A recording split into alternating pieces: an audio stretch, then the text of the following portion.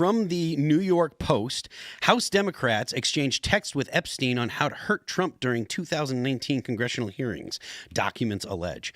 Jeffrey Epstein was feeding questions to Rep. Stacey Plaskett during a 2019 congressional hearing and giving her real-time help on how to damage President Trump's reputation, newly released documents show.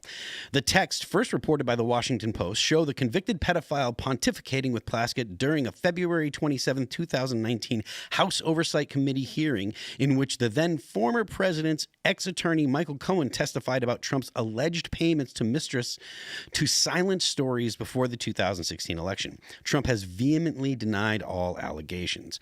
In the text, Epstein appeared to be watching on television while Cohen brought up former Trump executive assistant Rhonda Graff in his testimony.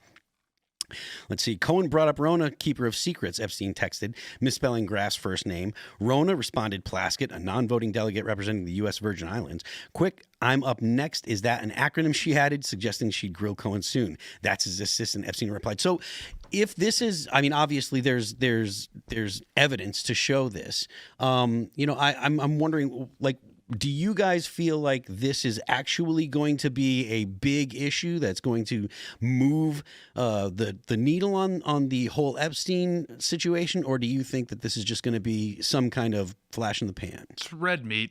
It's red meat for the Democrats. I mean, it's like this idea that there's some smoking gun with the Epstein thing still out there, and now's the time for it to drop. It's like, what are we doing? Also, Plaskett, like non-voting member from the Virgin Islands. Like, why are these people allowed in? Like, she's just hanging out. Like, that's her job, is just to hang out with congressmen all day. No, it's totally ridiculous. Yeah, I mean, look, if they had dirt on Trump on the Epstein thing, the fact that they would like wait till a month or a few weeks after an election to drop it, I mean, it's completely ridiculous. Shane, what does this do to the allegations that Trump and Epstein were actually friends and that Trump was doing terrible things on the island? Because that's the narrative that the Democrats have been trying to spin ever since Donald Trump took office again for a second term. They didn't pay attention at all to any of the Epstein allegations for the entire 4 years that President Biden was in office. But as soon as Trump gets back into office, the Democrats seem to think that this is one of the most important things going. What's your take on it? Before we get started, we got a great sponsor. It is Beam Dream. Head over to shopbeam.com, my friends, /Tim Pool, and pick up your Beam Dream, your nighttime sleep blend. Helps you sleep better. I drink this stuff every night. I swear by it. It is delicious. It's got melatonin, magnesium, L-theanine. It is fantastic. And right now, you will get their early Black Friday sale, 50% off. I really do think it's fantastic. And this is legit. I do drink it every single night. My sleep improved. I didn't even know it could improve. And now for the past several months, I've been having consistently good sleep. And you guys know that I recently had a baby. So that's pretty impressive. Good stuff, Beam Dream. I think whatever you think is the deal with Epstein now, nothing's going to change it, no matter what people see. Even if things come out that look real. I mean, we're in post-reality, so everything can be fabricated if you want it to be fabricated, or it really is fabricated. So it really doesn't move the needle on anyone, unfortunately. One way or the other. I think there's a lot of other things with the Epstein story that people should be talking about. I still want a lot of accountability for people like Bill Barr, his situation with that, still want to know why he got a sweetheart deal, why Epstein got a sweetheart deal in prison, all these things, his intelligent asset with Israel and with the CIA. I mean, there's a lot of stuff that's out there right now. You could look up with him being an asset. Not people think he's Mossad. I really don't think he was. I think Mossad probably went to him for a lot of help. And he was basically like a freelancer working with lots of different people around the world. And there's emails that say that. But again, you can look at those emails and say, I don't believe those emails. But we do know through photographs that the former Prime Minister Ehud Barak of Israel was hanging out there, and they had an asset living with him in Manhattan. And the emails, if you want to believe them, show them going to Epstein for help for things like overthrowing Assad. There's also things of him helping Israel, looking into like what to do with Mongolia. So there's a lot of other stuff here that I think we should be talking about. Why was he so deeply entrenched with intelligence agencies around the world, not just here, not just Israel, also in Europe? Same thing as his father-in-law, or Ghislaine Maxwell's father was doing, before he passed away, oddly. Yeah. So those are the things I really want to talk about that no one seems to be talking about enough, and the government doesn't seem too interested in, probably because they know how deeply entrenched he was. Crazy. Epstein did all that for $7,000. Yeah. Well, each time. Yeah, it's a lot of $7,000. Each individual time. Now, that is a great point. Do you guys think that the reason why people are paying attention to Donald Trump and Epstein, or the the goings on that were alleged to have happened at the island between powerful people, do you think that they're paying attention to that because that's the most salacious stuff, and the actual substantive stuff like his involvement? Until you mentioned it, I didn't know that anyone had ever inquired about Mongolia with Epstein. Yeah. Do you think that the reason is because it's salacious and it gets eyes, or do you think that it's because, or do you think that that's why they don't go after the other topics because they just don't have the same kind of? Probably both. I think it depends on who you are. I think there's people who want to uncover and get accountability for minors that were abused by this evil network that seems to be entrenched all around the world. And we know that. I mean, there's a ton of people, and not just Epstein. This is a thing that happens. I went around in Ohio with Alex Rosen catching just these disgusting pedophiles who are in your neighborhoods. But they exist in every level, in every institution, unfortunately. Churches, schools, you name it. Well, I mean, it's my sense that the pedophiles go to where the access is, right? So the reason that you hear about the church is because people trust priests. Right. And people trust their children with priests, because a priest wouldn't do this. Or you hear about schools because people have to send their kids to school, Right. and so schools are supposed to be safe places. There's also a lot of people that talk about summer camps and camp counselors and stuff, and that's because predators will go to where the access is, as opposed to there's something unique about whether it be churches or schools or Right. camps. It's not that these places it's not that these places produce predators. It's that predators go to these places because that's where access. And that's maybe why he was involved in all this, what I believe was blackmail situations, and then even that's a narrative that's been being picked apart lately. But okay, if you want to go down the route of hurting children, these weird like transhumanist things that Epstein was doing, like why didn't we uncover more of Zorro Ranch? He had a whole situation out in where was it, Arizona, New Mexico. Why wasn't that raided? What was going on in the Manhattan apartment? There's so many different stories about that. At first, it was reported that there was video that was taken, and then it was all of a sudden there wasn't video. Cassius said there wasn't, and he went through it, and none of it was bad. But then we hear other things, so it's just constant back and forth.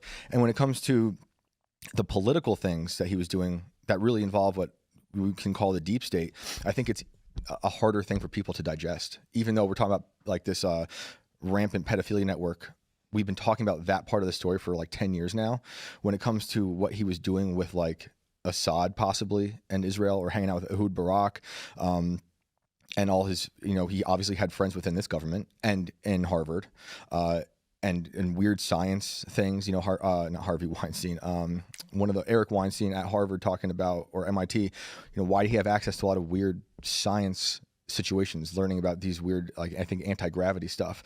But it's a much harder thing, I think, to understand that a lot of different intelligence agencies are going to a person and or network to try to pull the strings around the world. Yeah. Because it sounds crazy to some people, but we unfortunately in our own history in America, we have a long history of that very thing, whether it's Operation Northwoods, Gladio, NATO, possibly being behind the scenes of the Years of Lead, which was a lot of political false flag violence in Italy. This is just a long history. We still don't really know who killed JFK. Yeah. We don't. There's a guy in Sirhan. They say killed RFK, but RFK Jr. doesn't even believe Sirhan was that assassin. So we had this long history of these weird things that have happened, and I think a lot of people it's hard for them to digest that is the reality. That the reality is unfortunate that our government has been weaponized against us, and they do use these bad actors. Well, and beyond, I think like the Epstein stuff, people are just blackpilled on it because like the only time it ever actually makes headlines is when one party is using it to weaponize against the other. Like American politics in 2025 is just each party posting a picture with the other party's leader with Epstein. And it just goes back and forth, just like different leaders. So it's like, people are just blackpilled on it. People are fatigued from the news cycle. I mean, this has been in the zeitgeist now for like 8-9 years. People like this is, I mean, it's the same thing that happened to the shutdown. It's like such a magnitude, but I don't know. There's so much churn in the news cycle. There's so much insanity happening that people just get fatigued really quickly and they lose interest. I mean, that's just kind of the unfortunate reality. Like you're saying with the Epstein stuff, I mean, just a bit of probing, we could really uncover some pretty dramatic things that would upturn our society. But yeah, like the only time it ever makes the headlines is just when a party's using it, primarily these days, using it against Trump. I mean, like, again, it's totally, why don't we know about Epstein's final phone call he made in prison? He said he was making it to his mother, right? and we found out he was actually calling his girlfriend at the time. Like, what's up with that? And he lied about that. Why did the officer let that happen unsupervised? A lot of weird things. Obviously we all know about the cameras and all that. If it was a phone call from the prison, don't they record all those? I don't know why we haven't. Why don't we have any access to that or any information about it? It's a very on the night he died. I'm putting that in quotes for anyone who's listening, because I think he's alive. And in some witness protection. A whole album through a payphone. Yeah. That's right. Yeah. The good old days. Yeah. Andy, do you have a particular feeling one way or the other as to whether or not this particular issue about the texting? Do you think that it's just more red meat for the base, like Tate was saying, or do you think that there's something that's going to actually come of it? I feel like it's diversion. It's a diversion from what people really want, which is show me the damn list. Let's put the list out there. Why are we not seeing the list? It's very strange to me that Trump just a week ago was like, no list, no big deal, and now he's like, show the list. It's a Democrat thing. Marjorie Taylor Greene, I think, is now being primaried with Trump support because of her, moaning and groaning about the list on X. And so it's not just party against other party; it's party within party now. That's absolutely right. And so that's a very strange thing has happened over the last week that I don't think really anybody has a good understanding of why did Trump flip all of a sudden and release the list. I think because he likes to market test, and he sees that there was an upswell of being like, all right, we actually do want the list. I actually don't. He's reading the base a little bit. Yeah, I think so. I hope so. Testing. I don't believe the list. I don't believe there is a list anymore. I think there's nothing they could release that's going to change anyone's minds. To that point, there was, what was it, a couple months ago, they had some of the alleged victims saying that, we're going to make our own list.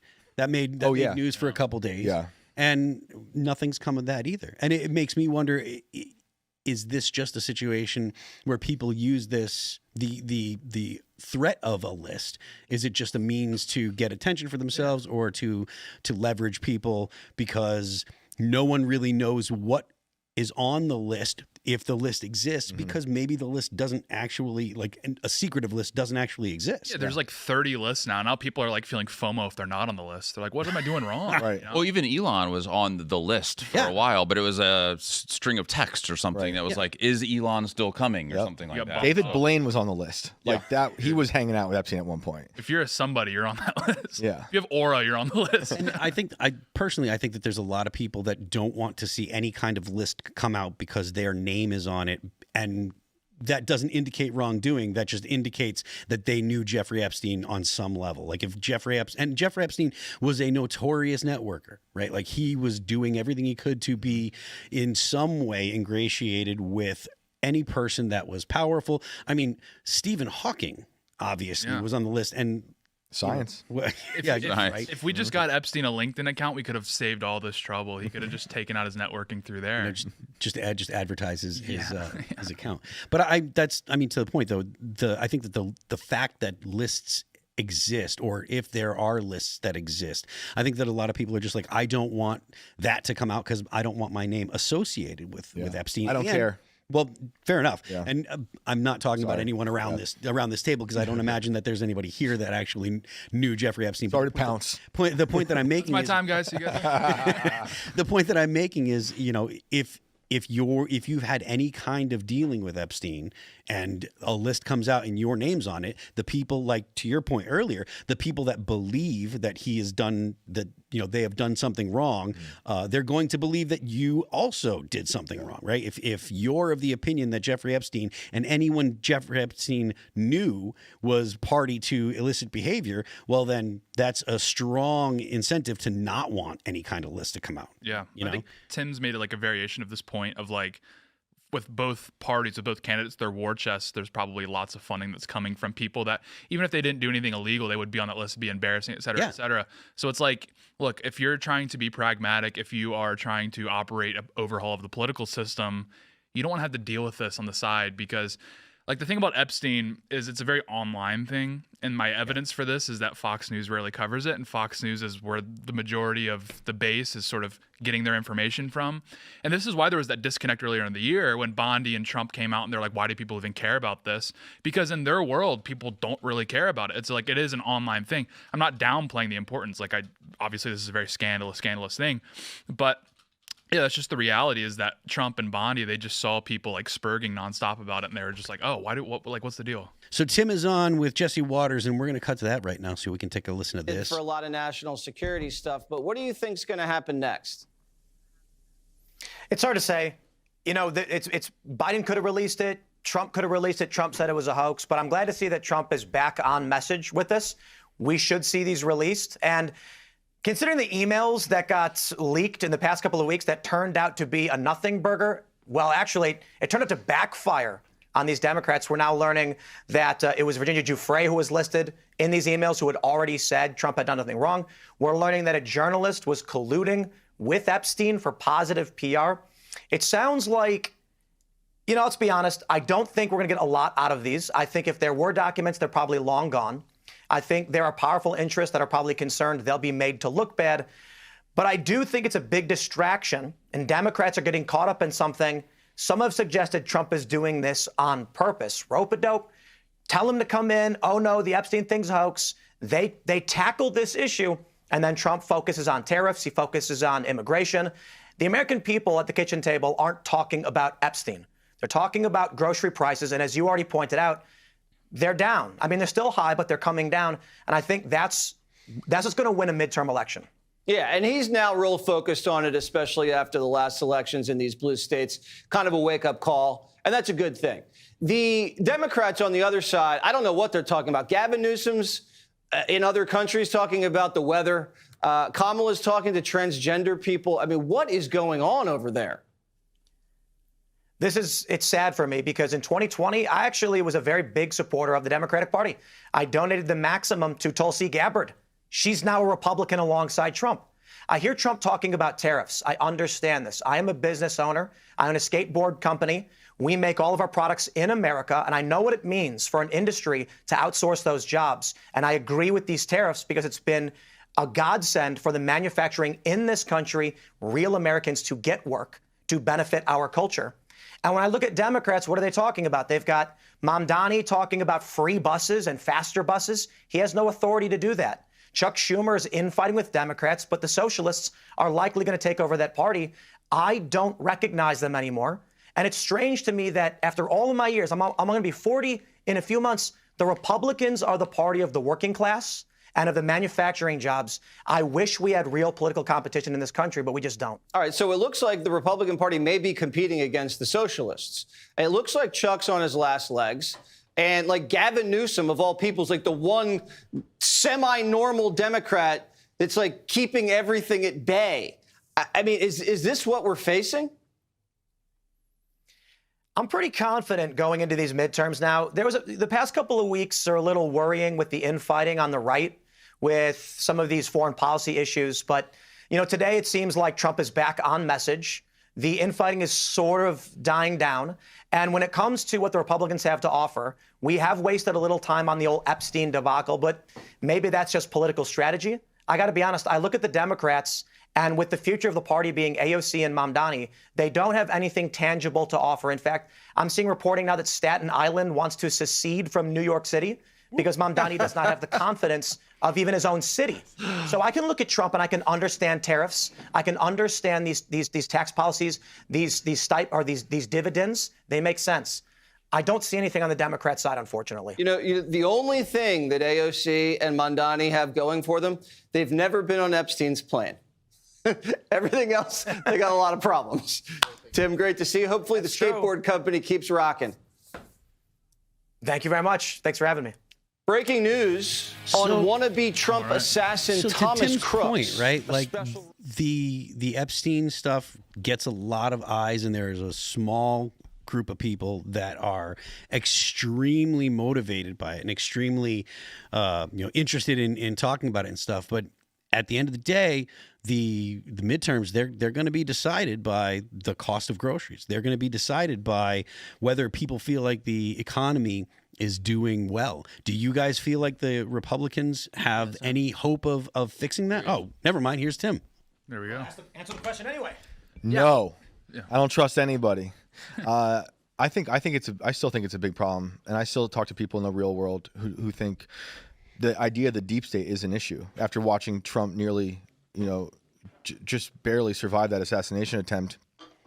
Seeing all this deep state work against him with lawfare and a lot of people voting for Agenda 47, which in part was to dismantle the deep state. I think people, of course, want an economy where they can afford to feed their kids, but they also want to find a way to stop weaponizing the federal government against us. But it's my belief that all that stuff is only important when people feel like they can pay the bills. Yeah, exactly. It's like a this sounds bad, but it's like a luxury belief in some ways. It's like when things are going really well, then you can like start hashing these things out. But like the thing with the Epstein thing, with it being kind of an online thing, is the only time it's ever deployed is when it's being weaponized against people. And I mean, like, look, the things that Trump has ran on that delivered his victory in 2016 was like immigration, reshoring, manufacturing. Like that's always gonna be the bread and butter issues for Americans. And it's like, the Epstein thing, it's obviously horrific and people want to see it addressed, but it's kind of a niche issue. People online don't realize this, but it really is. Like, it's not like, for example, earlier in the year when the Trump Bondi debacle happened, Trump didn't really take a big hit in the polls, in the approval rating. And that's just evidence that's like, look, the vast majority of Americans aren't really online. They're not really tapped into online discourse at a super high level. Maybe they scroll their feeds, but like Twitter, I think the average or the 10% of Twitter is driven, or sorry, 90% of Twitter is driven by 10% of people, and then Twitter is like a fraction of the population. So it's like the amount of Americans that like their approval of Trump is dependent on how he handles the Epstein things, like a very, very small proportion of the base. They're vocal and they're very loud. They really, really think it's important, but I still believe that politics is moved by kitchen table issues. Especially like compared to the amount of Americans who have been to a Costco and they see like how many illegal immigrants are on there. That's the kind of stuff that you can win elections off of. Everyone has to go to a Costco at some point. Like, thanks for checking out this clip from Timcast IRL. Make sure to watch the show live Monday through Friday at 8 p.m. Subscribe to this channel, and we will see you all there.